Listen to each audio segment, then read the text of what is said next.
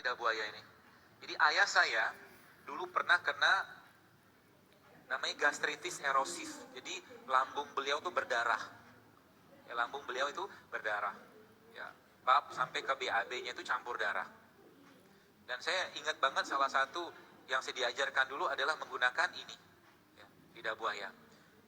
Kebetulan saya itu beliau dirawat di rumah sakit dan setiap bisa beliau minum atau makan, saya suruh beliau makan ini. Itu nggak ada 3 hari, 2 harian itu pendarahannya berhenti. Ya, lidah buaya ini.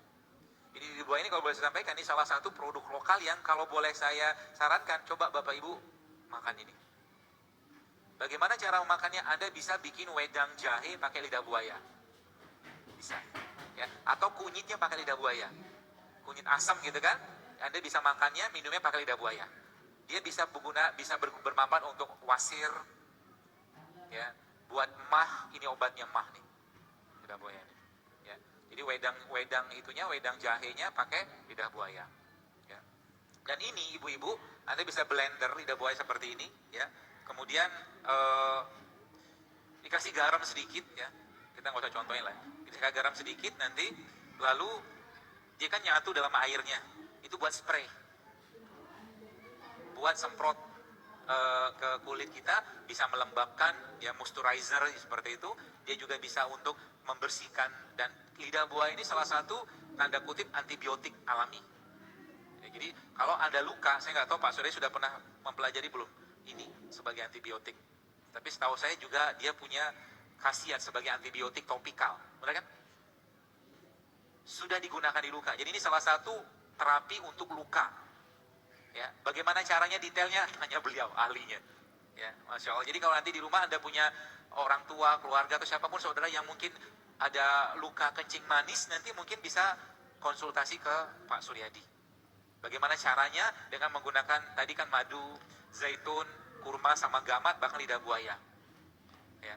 Jadi Allah sekalian tidak akan mungkin meninggalkan kita untuk menjadi Abdullah, ya, tanpa menyiapkan sarana prasarana yang nggak mungkin.